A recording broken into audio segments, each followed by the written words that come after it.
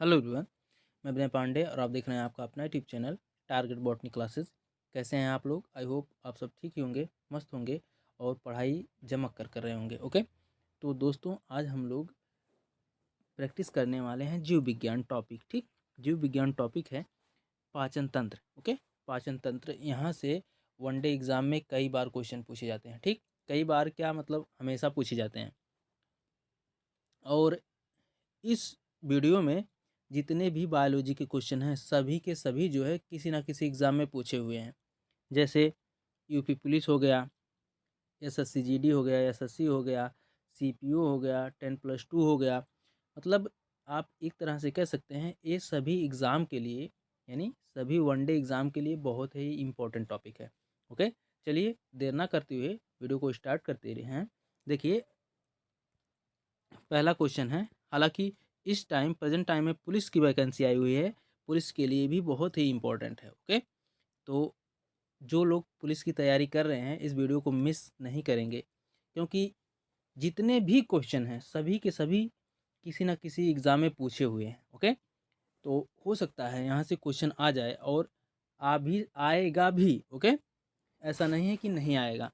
तो जो लोग पुलिस की तैयारी कर रहे हैं वो भी कंसंट्रेट होकर के प्रैक्टिस करिए। ओके, चलिए देखते हैं। देखिए पहला क्वेश्चन है,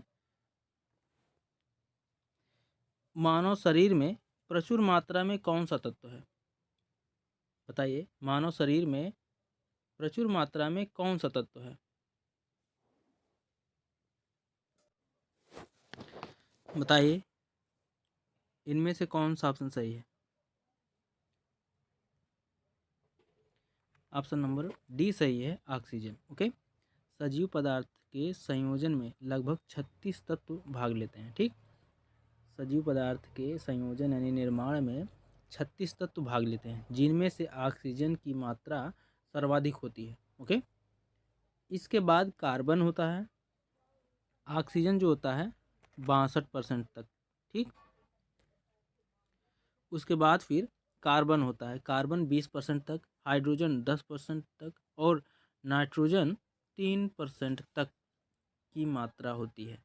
ओके, वायुमंडल में, वायुमंडल की बात अलग है, यहाँ पर मानव शरीर में प्रचुर मात्रा में कौन सा तत्व पाया जाता है? ओके, अगला क्वेश्चन देखते हैं। देखिए अगला क्वेश्चन है, जैव तंत्र में संख्या की दृष्टि से सर्वाधिक बहुतायत में कौन सा तत्व पाया जाता है? बताइए, जैव तंत्र में संख्या की दृष्टि से सर्वाधिक बहुतायत में कौन सा तत्व पाया जाता है? बताइए। ऑप्शन नंबर बी सही है, ऑक्सीजन। ओके, आगे देखते हैं। देखिए, स्वाद खट्टे के लिए कोशिकाएं जीवा के किस भाग में होती हैं? खट्टे स्वाद के लिए कोशिकाएं जीवा के किस भाग में होती हैं? बताइए। ऑप्शन नंबर सी सही है, पार्श्व में। ठीक, जीवा के पार्श्व यानी किनारे पर खट्टे स्वाद के लिए कोशिकाएं होती हैं। मीठे और नमकीन का अनुभव जीवा के स्वतंत्र सिरे पर होता है। ठीक, जबकि कड़वे का पश्च भाग में होता है। आगे देखते हैं। देखिए, मानवों में स्वादेंद्रियां डैश का पता लगाते हैं? बताइए, स्वाद का पता लगाते हैं। ओके, मानव में स्वादेंद्रियां स्वाद का पता लगाते हैं। आगे देखते हैं। देखिए, आहार नाल में लवण का मुख्य उपयोग है। आहार नाल में लवण का मुख्य उपयोग क्या है? बताइए। ऑप्शन नंबर डी सही है, भोजन को स्वाद, भोजन को स्वाद बनाना, भोजन का स्वाद बनाना। आहार नाल में लवण का मुख्य उपयोग भोजन को स्वाद देना, ठीक, होता है। लवण के स्वाद को पहचानने हेतु मानव की जीभ पर विशेष स्वाद कलिकाएं मौजूद होती हैं। ओके, आगे देखते हैं। अगला क्वेश्चन, देखिए, आहार नाल एक लंबी नली है, ठीक। आहार नाल एक लंबी नली है जो मुख से गुदा तक विस्तारित है या फैली होती है। ओके, ऑप्शन नंबर डी सही है। आहार नाल यानी एलिमेंट्री कैनाल एक लंबी नली है जिसे जठरांत्रीय मार्ग यानी गैस्ट्रो इंटेस्टाइन ट्रैक भी कहते हैं, ठीक।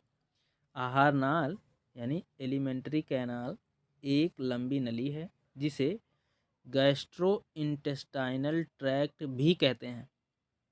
इसमें मुख, ग्रसनी, ग्रासनाल, आमाशय, छोटी आंत, बड़ी आंत तथा गुदा शामिल होते हैं। ओके, आगे देखते हैं अगला क्वेश्चन। देखिए, लसिका। लसिका क्षुद्रांत से पचा हुआ तथा अवशोषित वसा का वहन करती है। ओके, ऑप्शन नंबर बी सही है। क्षुद्रांत मतलब छोटी आंत होता है। ओके, मानव शरीर में पाचन का अधिकांश भाग छोटी आंत में संपन्न होता है, यानी क्षुद्रांत में संपन्न होता है। इसके अलावा पचे हुए पदार्थों का अवशोषण भी मुख्यतः छोटी आंत में ही होती है। लसिकाएं यहाँ से पचे तथा अवशोषित वसा का वहन करते हैं। ओके, आगे देखते हैं।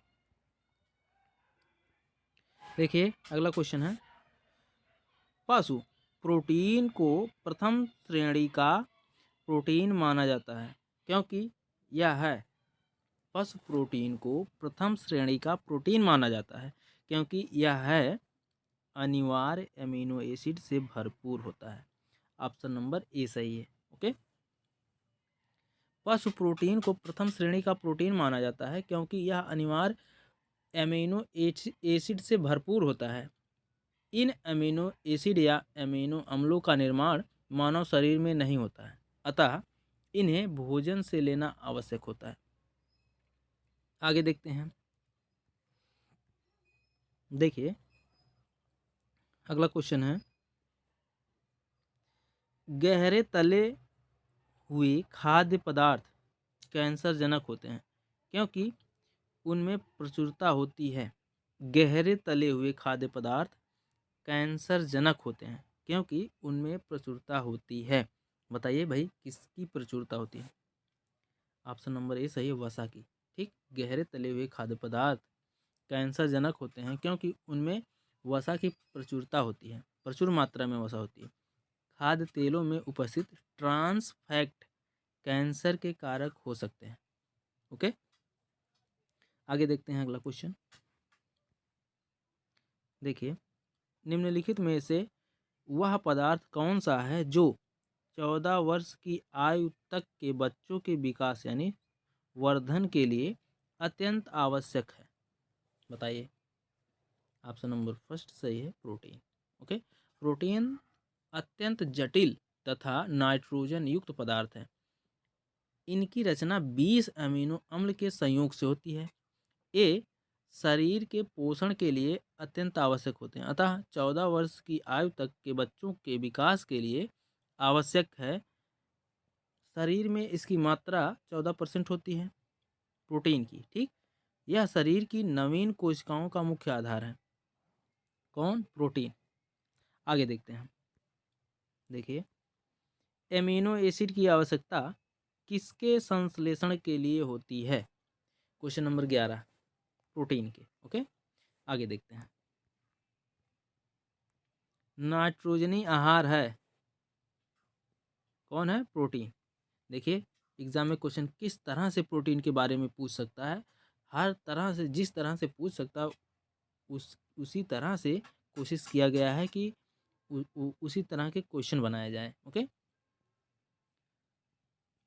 तो नाइट्रोजनी आहार है प्रोटीन। ऑप्शन नंबर सी सही है। आगे देखते हैं। देखिए,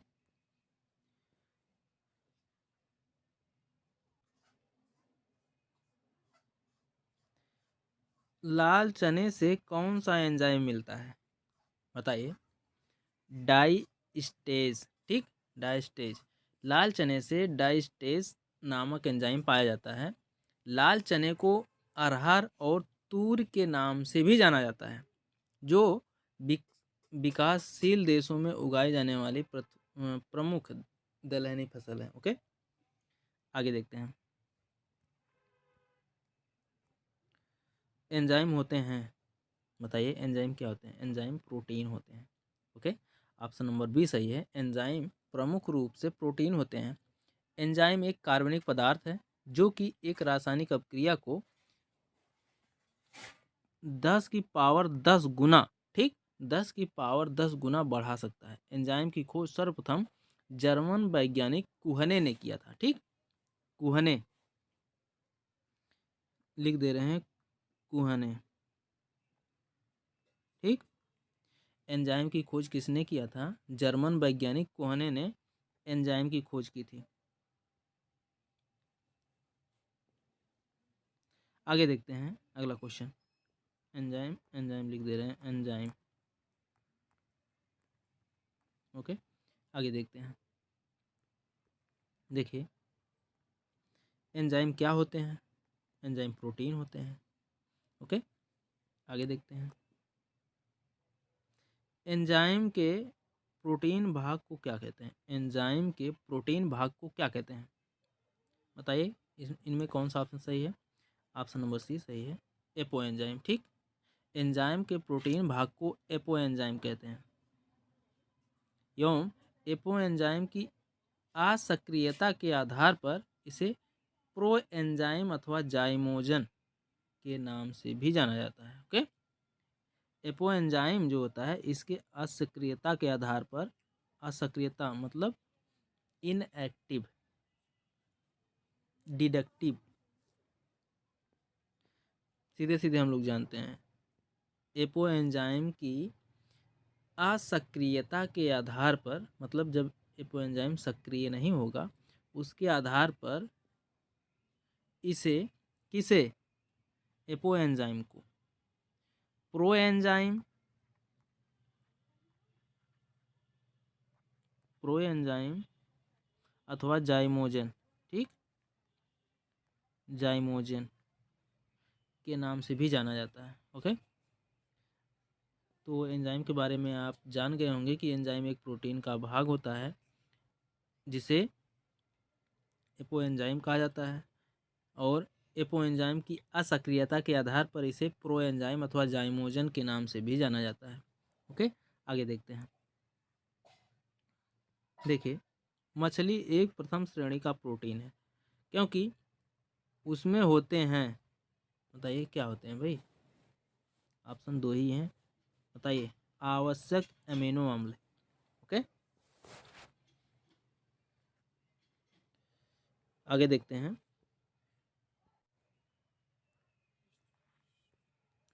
देखिए क्वेश्चन नंबर 18 है, डायस्टेज एंजाइम का स्रोत है। डायस्टेज एंजाइम का स्रोत क्या है बताइए? ऑप्शन नंबर फर्स्ट सही है, लार ग्रंथि। ओके, डायस्टेज एंजाइम का स्रोत लार ग्रंथि है। यह स्टार्च को माल्टोज, लार ग्रंथि जो होती है स्टार्च को माल्टोज, ओके, स्टार्च को माल्टोज में बदल देती है। ओके, और फिर डेक्सट्रोज में तोड़ता है। डायस्टेज एंजाइम का स्रोत लार ग्रंथि है। यह स्टार्च को माल्टोज में और फिर डेक्सट्रोज में तोड़ता है। ओके, आगे देखते हैं।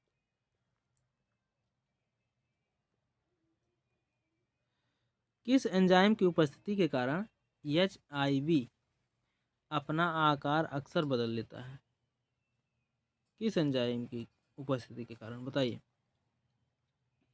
ऑप्शन नंबर फर्स्ट सही है, रिवर्स ट्रांसक्रिप्टेज के कारण। ठीक, रिवर्स ट्रांसक्रिप्टेज एंजाइम की उपस्थिति के कारण HIV अपना आकार बदल लेता है। आगे देखते हैं अगला क्वेश्चन। देखिए मिलान करना है, चलिए मिलान करते हैं। आयोडीन, आयोडीन की कमी से कौन सा रोग होता है? गलखंड, घेघा रोग, ओके। गलगंड लिखा है, ओके। घेघा रोग, आयोडीन की कमी से घेघा रोग और आयरन की कमी से कौन सा रोग होता है? सूक्ष्म रक्ताल्पता, ओके। Option number first. और नियासिन से कौन सा, नियासिन की कमी से कौन सा रोग होता है? बताइए, जल्दी बताइए। Niacin,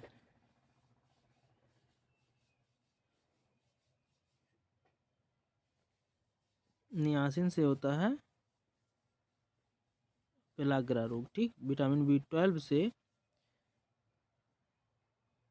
पड़ासी रक्ताल्पता, okay. आयोडीन से घेघा रोग, आयरन की कमी से सूक्ष्माणु रक्ताल्पता, नियासिन की कमी से पेलाग्रा रोग और विटामिन B12 की कमी से पड़ासी रक्ताल्पता, ओके। देखते हैं कौन सा ऑप्शन सही है।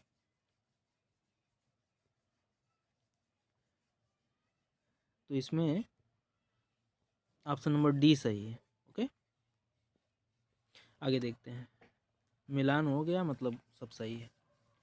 देखिए, दूध में दूसरा सबसे बड़ा तत्व क्या होता है? दूध में दूसरा सबसे बड़ा तत्व क्या होता है? बताइए। क्वेश्चन नंबर 21, कौन सा ऑप्शन सही है? ऑप्शन नंबर डी सही है, शर्करा, ठीक। दूध में सबसे बड़ा दूसरा तत्व होता है शर्करा। आगे देखते हैं।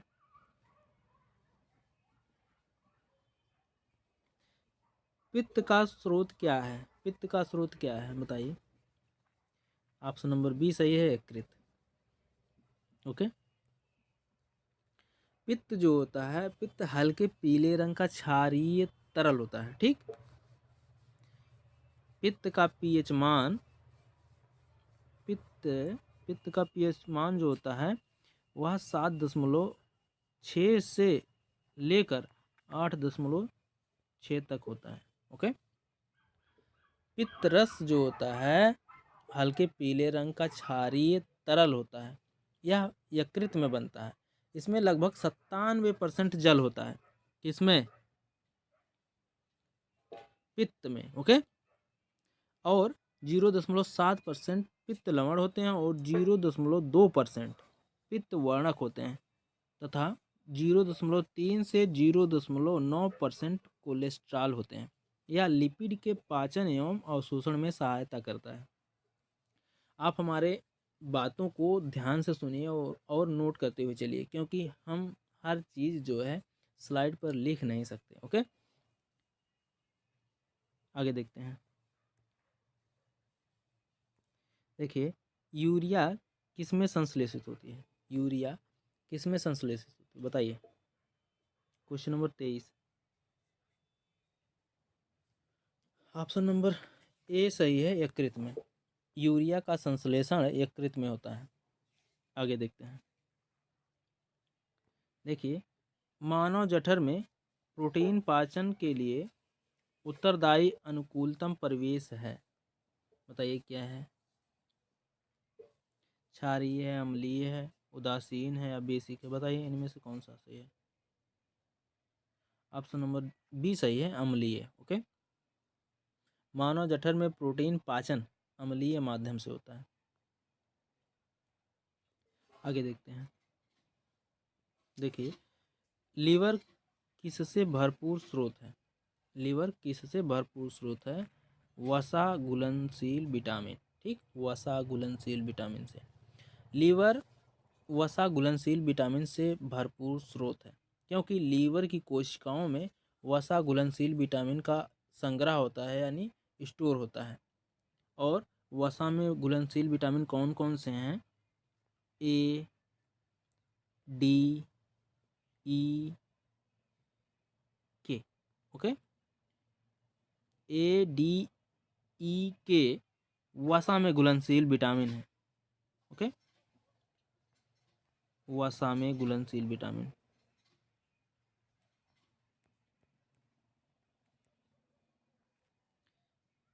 वसा, ओके। और जल में घुलनशील विटामिन, जल में घुलनशील विटामिन जो बच गए हो जल में घुलनशील vitamin B C. Okay, B C जो होता है जल में घुलनशील विटामिन है। आगे देखते हैं।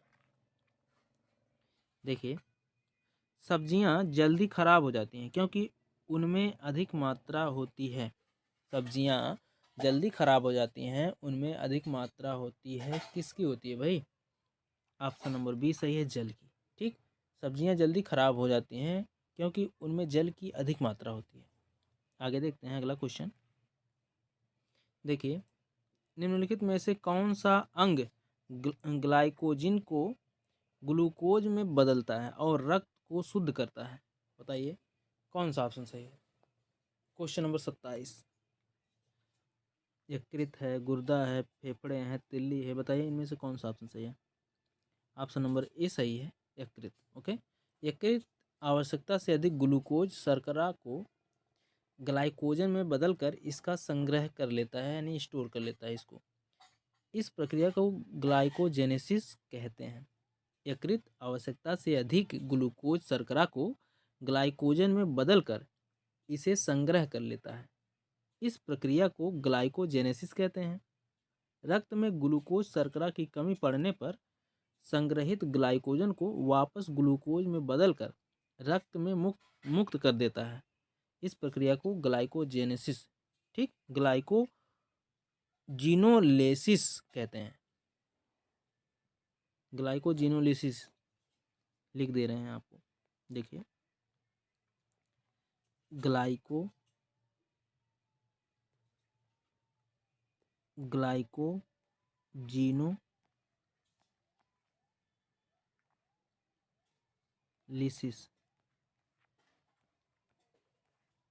ग्लाइकोजिनोलिसिस। Okay, glycogenolysis. आगे देखते हैं अगला क्वेश्चन। देखिए, क्वेश्चन नंबर 28 है। निम्नलिखित में से किस ग्रंथि से पित्त उत्पादित होता है? कि किस ग्रंथ से या किस ग्रंथि में? बताइए। ऑप्शन नंबर ए ही सही है, यकृत से।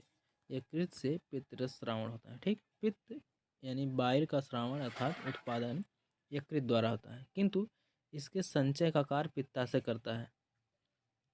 पित्त एंजाइम सहित बोले, पित्त एंजाइम रहित पाचक रस है, फिर भी यह पाचन से संबंधित कई कार्य करता है। आगे देखते हैं अगला क्वेश्चन। देखिए, टेबल शर्करा किस प्रकार की शर्करा है? बताइए, टेबल शर्करा। ऑप्शन नंबर डी सही है, सुक्रोज। ठीक, सुक्रोज एक कार्बनिक यौगिक है जिसे सामान्यतः टेबल शर्करा के नाम से जाना जाता है।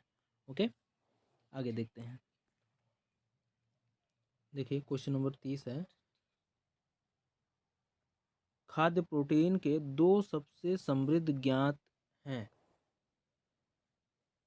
बताइए, खाद्य प्रोटीन के दो सबसे समृद्ध ज्ञात स्रोत क्या हैं? क्वेश्चन नंबर 30 बताइए। सोयाबीन और मूंगफली। ऑप्शन नंबर सी सही है। ओके, सोयाबीन और मूंगफली मुख्यतः प्रोटीन के सबसे समृद्ध ज्ञात स्रोत हैं। ओके, आगे देखते हैं। निम्नलिखित में से कौन सा एक रेशेदार प्रोटीन है? बताइए, इनमें से कौन सा एक रेशेदार प्रोटीन है? Haemoglobin, albumin, enzyme, keratin. बताइए इनमें से कौन सा ऑप्शन सही है। ऑप्शन नंबर सी सही है, केराटिन। ओके, केराटिन एक रेशेदार प्रोटीन है। यह प्रोटीन बाल, नाखूनों, सींगों, ऊन इत्यादि में पाए जाते हैं। ओके, आगे देखते हैं। किस ऊतक के नख, खुर और सींग बने होते हैं? बताइए, किस ऊतक के नाखून, खुर और सींग और बाल बने होते हैं? बताइए। केराटिन प्रोटीन से। देखिए, उसी क्वेश्चन को उलट कर पूछा गया है। आगे देखते हैं। निम्नलिखित में से किस भारी धातु की विषाक्तता यकृत सिरोसिस पैदा करती है? बताइए।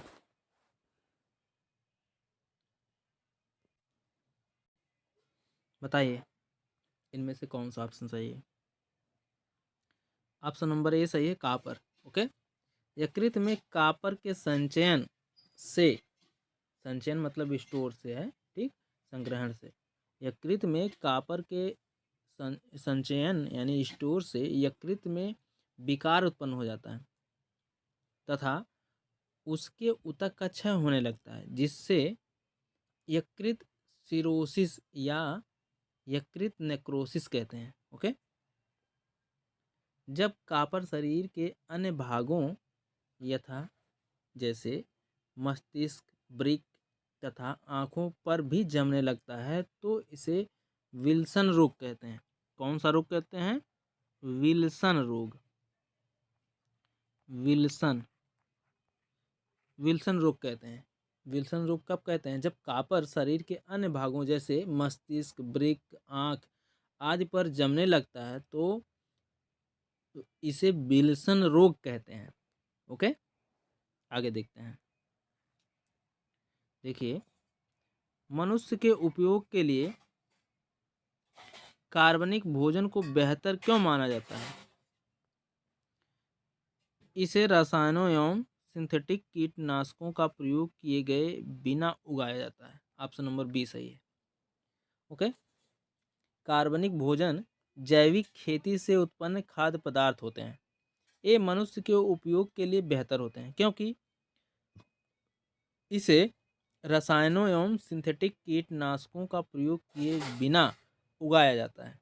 ओके, आगे देखते हैं। देखिए, निम्नलिखित में से कौन सा लार यानी सैलिवा का लाभ नहीं है? यह शरीर में आरबीसी की वृद्धि करता है। ओके, ऑप्शन नंबर बी सही है इस क्वेश्चन के हिसाब से। ओके, लार हल्की, लार का पीएच मान जो होता है, लार का पीएच मान इंपॉर्टेंट है, नोट कर लीजिएगा, 6.8 होता है। ओके, लार का पीएच मान 6.8 होता है। लार हल्का और अम्लीय होता है। यह मतलब लार ग्रंथियों से निकलती है। लार जो होता है, लार ग्रंथियों से निकलती है। इसमें लगभग 99.5% जल होता है। शेष भाग में जल में घुले कई प्रकार के विलीय पदार्थ होते हैं।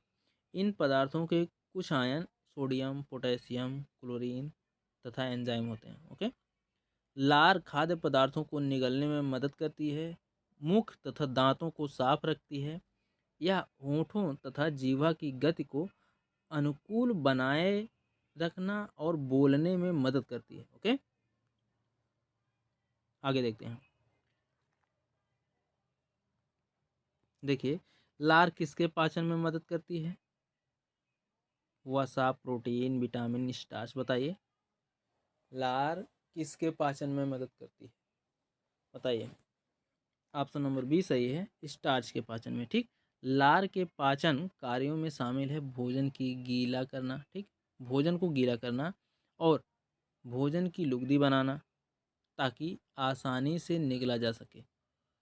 लार में एंजाइम एमाइलेज होता है जो स्टार्च यानी मंड को माल्टोज में तोड़ता है। ओके, आगे देखते हैं। लार में टाइलिन नामक एंजाइम होता है। लार जो होता है वह स्टार्च को मंड में तोड़ता है। मंड बोल रहे हैं, माल्टोज में, ठीक, माल्टोज में तोड़ता है। आगे देखते हैं अगला क्वेश्चन। देखिए, मुख से निकली लार पाचन करती है मंड का। ओके, ऑप्शन नंबर बी सही है, मंड यानी स्टार्च का पाचन करती है। आगे देखते हैं अगला क्वेश्चन। निम्नलिखित में से कौन सा एंजाइम लार में पाया जाता है? टाइलिन। आपको अभी हमने बता दिया पहले ही, टाइलिन एंजाइम पाया जाता है। ठीक, टाइलिन नामक एंजाइम लार में पाया जाता है। लार ग्रंथियों के 3 जोड़ों, ठीक, 3 जोड़े होते हैं, सब लिंगुअल, सब मैक्सिलरी एवं पैराटाइड। ठीक, आगे देखते हैं। देखिए, अन्न एक समृद्ध स्रोत है। अन्न एक समृद्ध स्रोत है किसका? स्टार्च का, फ्रक्टोज का, ग्लूकोज का, माल्टोज का। बताइए इनमें से कौन सा ऑप्शन सही है? ऑप्शन नंबर फर्स्ट सही है, स्टार्च का। ठीक। अन्न में स्टार्च यानी मंड की प्रचुर मात्रा होती है। सभी पादपों के बीजों और फलियों में मंड एमाइलेज एमाइलोपेप्सिन के रूप में उपस्थित होता है। ओके, आगे देखते हैं। दूध को दही में बदलने के लिए कौन सा एंजाइम कार्य करता है, या फिर जो है दूध को दही में अस्कंदित करने वाला एंजाइम है? बताइए। क्वेश्चन नंबर 40 है। ऑप्शन नंबर फर्स्ट सही है, रेनिन। ओके। जठर रस, जठर रस में रेनिन नामक पाचक एंजाइम पाया जाता है जो दूध के पाचन में सहायता करता है। रेनिन दूध को दही में बदलने यानी अस्कंदित करने वाला एक एंजाइम है। ओके।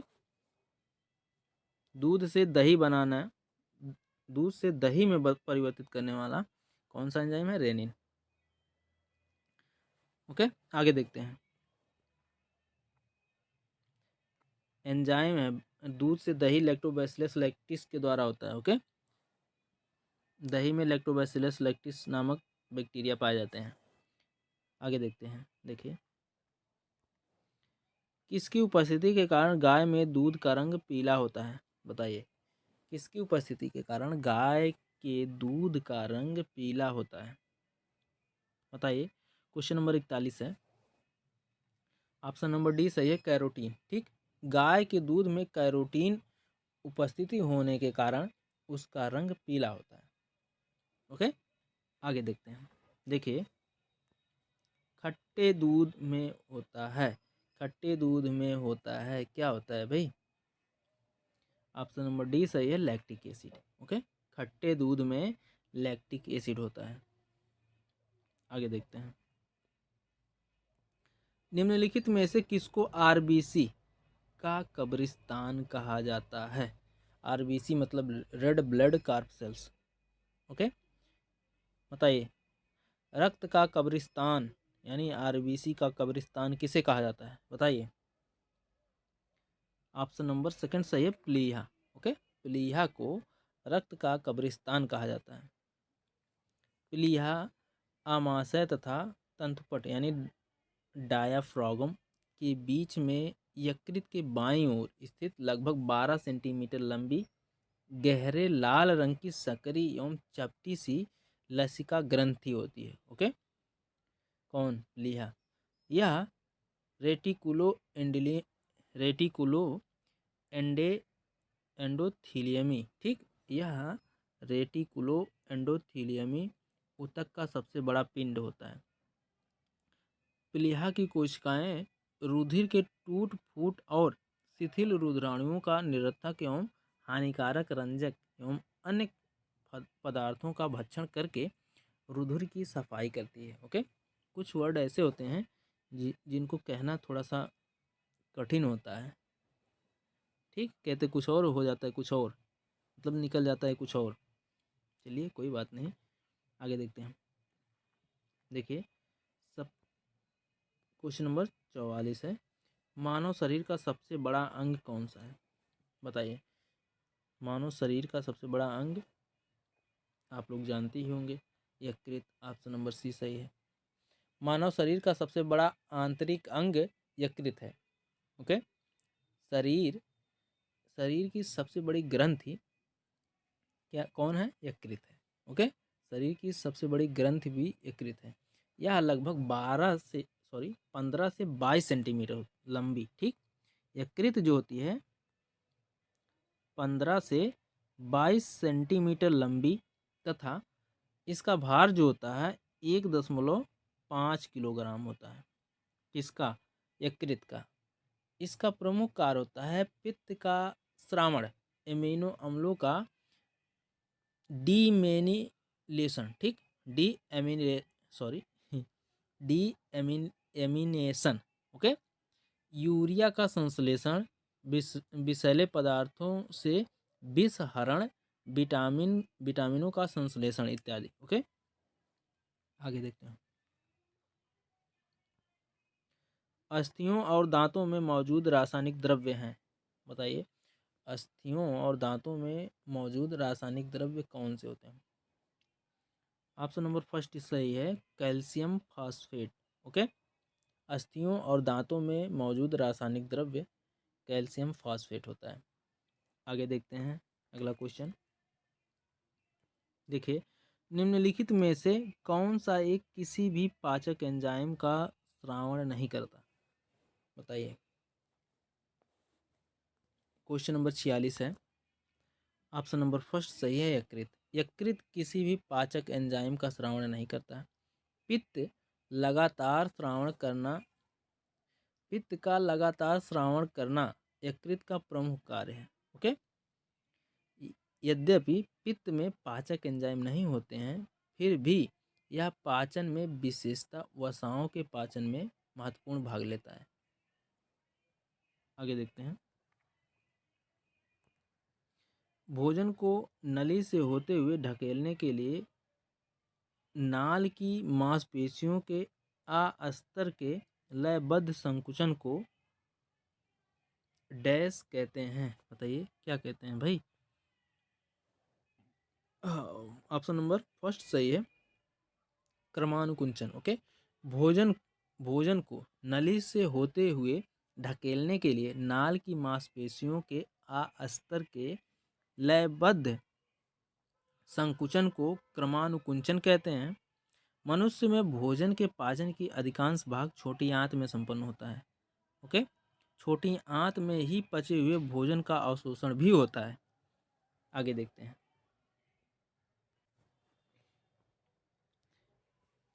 देखिए अगला क्वेश्चन। कार्बोहाइड्रेट के अलावा हमारे आहार में ऊर्जा का एक प्रमुख स्रोत होता है। बताइए। प्रोटीन होता है, वसा होता है, खनिज होता है, विटामिन होता है। बताइए इनमें से कौन सा ऑप्शन सही है? ऑप्शन नंबर बी सही है, वसा। ठीक, कार्बोहाइड्रेट त्वरित ऊर्जा के लिए प्रयोग होता है। ओके, वसा दीर्घावधि यानी लंबे समय तक ऊर्जा के रूप में प्रयोग किया जाता है। ओके, कौन? वसा, फैट। फैट जो होता है लंबे समय तक ऊर्जा के लिए प्रयोग किया जाता है। कार्बोहाइड्रेट के अलावा हमारे आहार में ऊर्जा का प्रमुख स्रोत फैट होता है, वसा होता है। ओके, आगे देखते हैं। मानव शरीर अपनी अधिकांश ऊर्जा वनस्पति भोजन से किस रूप में प्राप्त करता है? बताइए। कार्बोहाइड्रेट से। ओके, ऑप्शन नंबर डी सही है, मानव शरीर का अधिकांश ऊर्जा कार्बोहाइड्रेट से प्राप्त करता है। शरीर को ऊर्जा प्रदान करने के लिए सबसे पहले कार्बोहाइड्रेट मोनोसैकेराइड में टूट कर तुरंत ऊर्जा प्रदान करते हैं। ठीक, उसके बाद प्रोटीन टूटता है, सबसे अंत में वसा टूटती है। खनिज हमारे शरीर में विभिन्न उपापचय क्रियाओं में भाग लेते हैं तथा प्रोटीन शरीर के विकास के लिए आवश्यक है। विटामिन शरीर की उपापचय क्रिया तथा प्रतिरक्षा तंत्र के लिए आवश्यक है। आगे देखते हैं अगला क्वेश्चन। देखिए, हमारे शरीर में ऊर्जा निम्न में से कौन देता है? बताइए। हमारे शरीर में ऊर्जा इनमें से कौन देता है? विटामिन देता है, जल देता है, कार्बोहाइड्रेट देता है या प्रोटीन देता है? बताइए। ऑप्शन नंबर सी सही है, कार्बोहाइड्रेट देता है। आगे देखते हैं।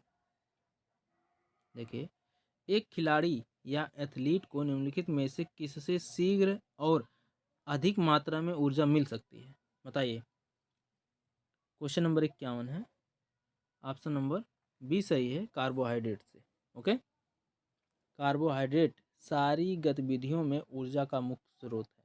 ओके, कार्बोहाइड्रेट जो है सारी गतिविधियों में ऊर्जा का मुख्य स्रोत है। यह शरीर को तेजी से ऊर्जा या ताकत प्रदान करता है। इसलिए खिलाड़ी या एथलीट को कार्बोहाइड्रेट युक्त भोज्य पदार्थ प्रचुर मात्रा में दी जानी चाहिए। ओके, आगे देखते हैं अगला क्वेश्चन। दूध में कौन सा प्रोटीन शर्करा युग्म होता है? Casein lactose. Option number B सही है। ओके, दूध में कौन सा प्रोटीन शर्करा युग्म होता है? Casein, lactose. आगे देखते हैं। एक बात और बता दें आपको, फ्रक्टोज को फल शर्करा भी कहते हैं। ठीक, फ्रक्टोज को फ्रक्टोज को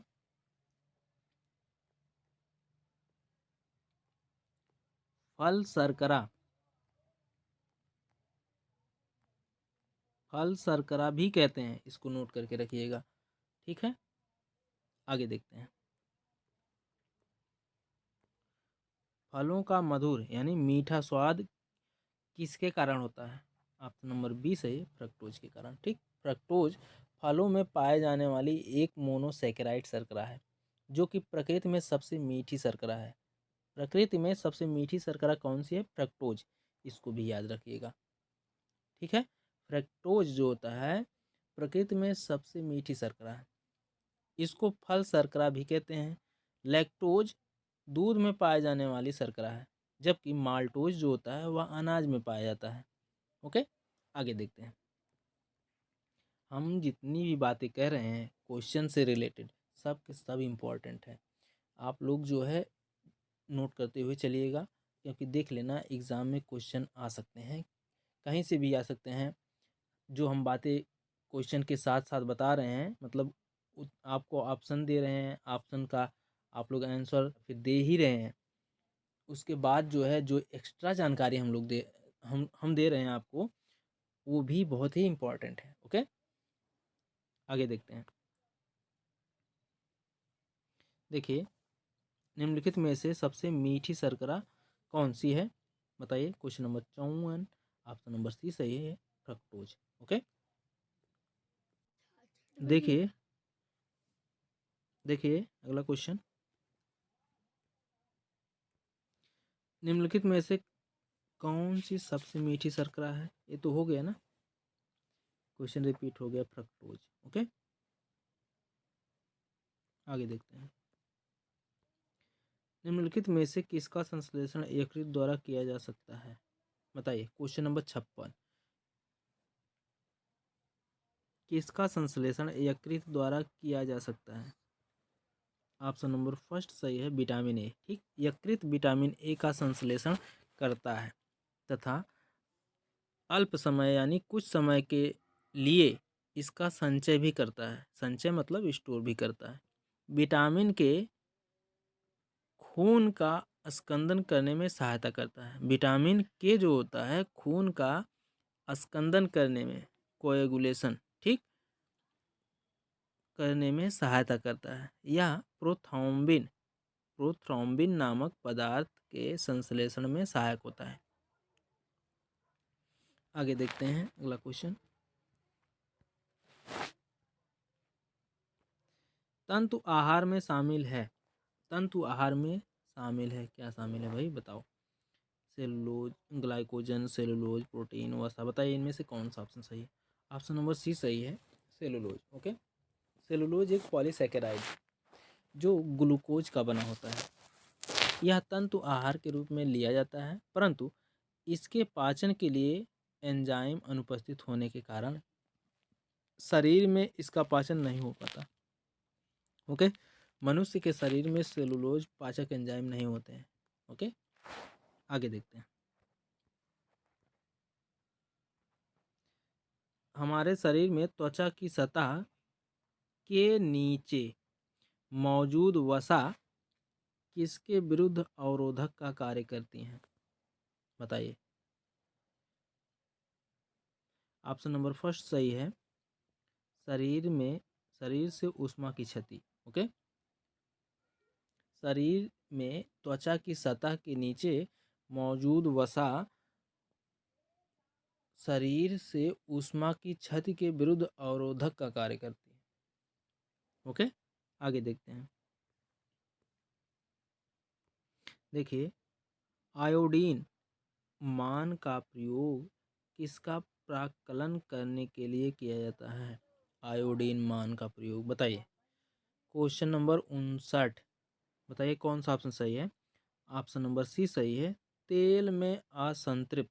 ओके, आयोडीन का मान आयोडीन मान का प्रयोग वसीय अम्लों में असंतृप्त की मात्रा ज्ञात करने के लिए किया जाता है। ओके, आगे देखते हैं अगला क्वेश्चन। निम्नलिखित में से किसको किसी कोशिका में अचल संपत्ति माना जाता है? बताइए, इनमें से किसको किसी कोशिका में अचल संपत्ति माना जाता है? बताइए। न्यूक्लिक अम्ल, ऑप्शन नंबर डी सही है। ओके, कोशिका में अचल संपत्ति, देखिए इंपॉर्टेंट टॉपिक है। कोशिका में अचल संपत्ति न्यूक्लिक अम्ल को कहा जाता है। इसकी खोज 1869 में मिसर ने किया। ठीक, फ्रेडरिक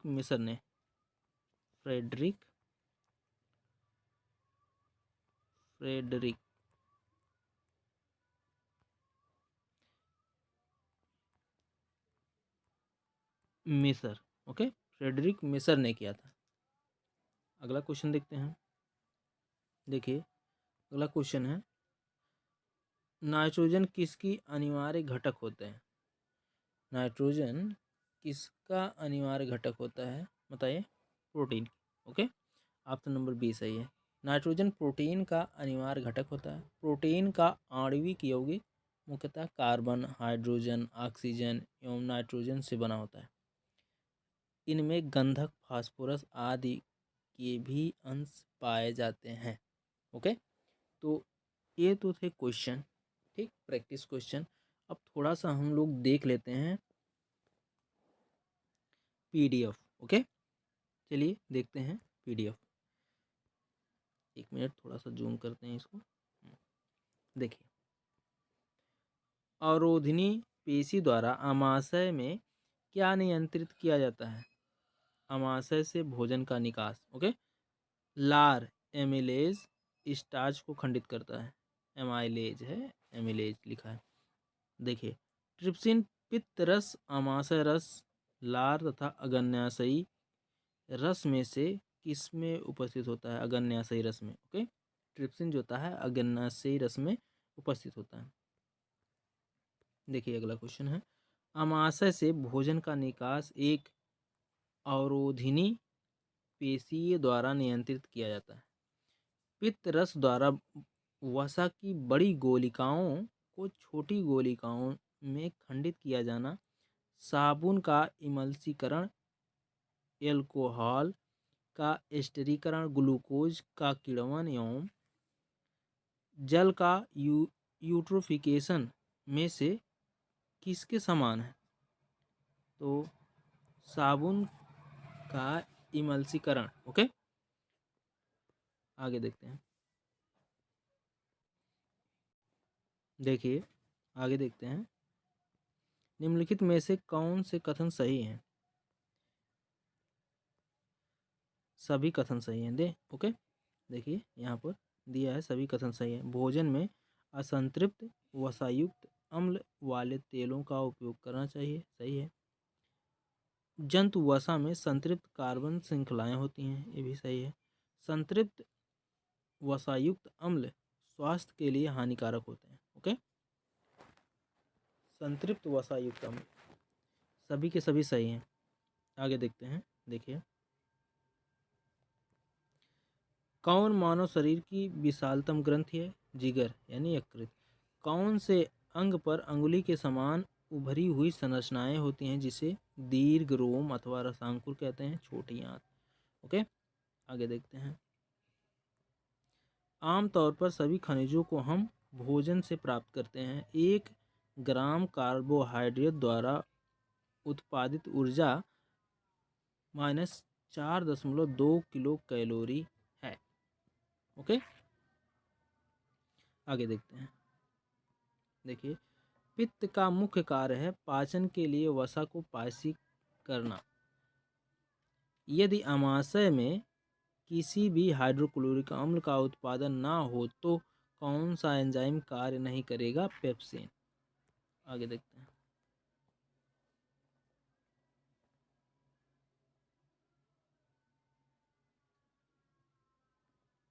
देखिए, वसा, कार्बोहाइड्रेट, खनिज पदार्थ तथा प्रोटीन में से कौन से पोषक तत्व जंतुओं के लिए ऊर्जा उपलब्ध नहीं कराते? खनिज पदार्थ। आगे देखते हैं। इलियम छोटी आंत का अंतिम भाग है। इलियम दीर्घकालिक ऊर्जा भंडारण के लिए अधिकांश जानवरों द्वारा इस्तेमाल अणु वसा होता है। आगे देखते हैं। देखिए, एक संतुलित आहार में पोषक तत्व पानी एवं चारा है। छोटी आंत, बड़ी आंत, रसधानी तथा अग्न्याशय में से कौन सा पाचन तंत्र का हिस्सा नहीं है? रसधानी। आगे देखते हैं। अमाशय में दूध का फटना रेनिन की प्रक्रिया के कारण होता है। ओके, आगे देखते हैं। अगला क्वेश्चन देखिए। शरीर को प्रोटीन की प्रमुख आवश्यकता वृद्धि के लिए होती है। ठीक, शरीर को प्रोटीन की आवश्यकता वृद्धि के लिए होती है। शरीर में भोजन का सेलुलोज भाग नहीं पचता। ठीक, शरीर में भोजन का सेलुलोज भाग नहीं पचता। आगे देखते हैं। देखिए, कोलेस्ट्रॉल का संबंध वसा से है। आगे देखते हैं। कोशिकाओं में तत्काल ऊर्जा उत्पादन के लिए ग्लूकोज लेना चाहिए। ठीक, कोशिकाओं में तत्काल ऊर्जा उत्पादन के लिए ग्लूकोज लेना चाहिए। लार में मौजूद एंजाइम टाइलिन होता है। ऊर्जा जरूरतों का 70% कार्बोहाइड्रेट द्वारा पूरा होता है। ठीक, ऊर्जा जरूरतों का 70% जो होता है कार्बोहाइड्रेट से पूरा होता है। आगे देखिए। जठरीय पाचन प्रभावी ढंग से अम्लीय माध्यम से होता है। किस श्रेणी के यौगिक ऊर्जा में सर्वाधिक संकेंद्रीय होते हैं? वसा। मानव शरीर में सबसे बड़ी ग्रंथि यकृत है। भोजन के माध्यम से शरीर में पहुंचने वाले कीटाणु आहार नाल के क्षेत्र में मर जाते हैं, क्योंकि यहाँ पीएच का स्तर -2 तक पहुंच जाता है। ओके, आगे देखते हैं। देखिए, गैस्ट्रिक जूस का पीएच लगभग 1.5 से 3.5 होता है। पेप्सिन पाचन उदर में प्रोटीन का करता है। ठीक, पेप्सिन पाचन उदर में प्रोटीन का करता है। आगे देखते हैं। देखिए, थोड़ा सा जूम करते हैं। देखिए, पित्त का उत्पादन कहाँ होता है? यकृत में। आहार नाल में पेशीय संकुचन क्रमानुकुंचन कहलाते हैं। आहार नाल का सबसे लंबा भाग कौन सा है? क्षुद्रांत यानी छोटी आंत। आगे देखते हैं। किसने कोशिका सिद्धांत को और आगे बढ़ाया तथा यह बताया कि सभी कोशिकाएं पूर्ववर्ती कोशिकाओं से बनी होती हैं? रुडोल्फ विर्सा। ठीक, आगे देखते हैं। प्रोटीन जो होता है अमीनो अम्ल से बना होता है। ठीक, प्रोटीन एमिनो एसिड से बना होता है। कार्बोहाइड्रेट ग्लूकोज, वसा ग्लिसरॉल। ओके, आगे देखते हैं। देखिए, यकृत से निकलने वाला पित्त रस का कार्य है अमाशय से आने वाले भोजन को क्षारीय बनाना, वसा को छोटी छोटी गोलियों में खंडित करना। ठीक, यकृत से निकलने वाले पित्त रस का कार्य है अमाशय से आने वाले भोजन को क्षारीय बनाना, वसा को छोटी छोटी गोलियों में खंडित करना। ओके, और शाकाहारी तथा मांसाहारी के क्षुद्रांतों यानी छोटी आंतों की लंबाई का सही संबंध है। शाकाहारी इज ग्रेटर देन मांसाहारी। ओके, आगे देखते हैं। देखिए, अगला क्वेश्चन है। देखिए, पेप्सिन एक एंजाइम है जो प्रोटीन को पचाता है। पोषण प्रक्रम का पहला चरण है। ग्लूकोज का एक 3 कार्बन वाले अणु पायरुवेट में खंडन होते हैं। ओके, पोषण प्रक्रम का पहला चरण ग्लूकोज का एक 3 कार्बन वाले अणु पायरुवेट में खंडन होते हैं यानी टूटते हैं। मानव शरीर में किस हिस्से में वसा का पूर्णतः पाचन होता है? छोटी आंत में। मनुष्य की लार यानी लाला रस में कौन सा एंजाइम होता है? लार एमाइलेज। ओके, आगे देखते हैं। कोलेस्ट्रॉल का संबंध वसा से है। कौन सा अम्ल पेट में बैक्टीरिया को नष्ट करता है? हाइड्रोक्लोरिक अम्ल HCl। ओके, आगे देखते हैं। मानव शरीर में भोजन का पाचन किस अंग से शुरू होता है? मुख से। ठीक, मानव शरीर में भोजन का पाचन जो है मुख से शुरू होता है। सेलुलोज, शर्करा, ग्लाइकोजन तथा पेक्टिन में से कौन सा एक पशु स्टार्च के रूप में जाना जाता है? ग्लाइकोजन। ग्लाइकोजन जो है एक पशु स्टार्च के रूप में जाना जाता है। ओके, आगे देखते हैं। छोटी और बड़ी आंत दोनों में से कौन सी सबसे अधिक लंबी है? छोटी आंत। कोलेस्ट्रॉल को जिगर यानी लीवर में संश्लेषित किया जाता है। आगे देखते हैं। देखिए अगला क्वेश्चन है, एक मिनट थोड़ा सा छोटा करते हैं। देखिए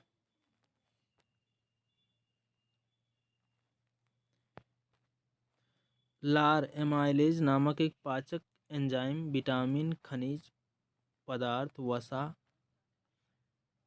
कार्बोहाइड्रेट में से किसका पाचन आरंभ करता है? कार्बोहाइड्रेट का। ओके, लार एमाइलेज कार्बोहाइड्रेट का पाचन करता है। देखिए यदि उदर में किसी भी हाइड्रोक्लोरिक अम्ल का उत्पादन ना हो तो कौन सा एंजाइम कार्य नहीं करेगा? पेप्सिन एंजाइम कार्य नहीं करेगा। बिल्ली, श्लेष्मा, लार एवं पाचकरस में से, बिल्ली नहीं तिल्ली होगा यार यहाँ पर, ठीक है, इसको छोड़ दीजिए। श्लेष्मा, लार एवं पाचकरस में से कौन सा सामान्य परिस्थितियों में अमाशय के आंतरिक स्तर की हाइड्रोक्लोरिक अम्ल में रक्षा करता है? श्लेष्मा। ओके, आगे देखते हैं। मनुष्य में ऊर्जा तथा पदार्थों का स्रोत भोजन है। वसा का पाचन करने वाला एंजाइम लाइपेज किसके द्वारा स्रावित होता है? अग्न्याशय के द्वारा। ओके, वसा का पाचन करने वाला एंजाइम लाइपेज किसके द्वारा स्रावित होता है? अग्न्याशय के द्वारा। आगे देखिए, दूध को दही में बदलने में उपयोग किए जाने वाले उत्प्रेरक का नाम क्या है? लैक्टेज। Okay, lactase. आगे देखते हैं। देखिए कौन दूध के खट्टे होने को प्रेरित करता है? Lactic acid. प्रोटीन का निर्माण एमिनो अम्ल से होता है। ओके, एमिनो अम्ल से। आगे देखते हैं। देखिए जूम करते हैं थोड़ा।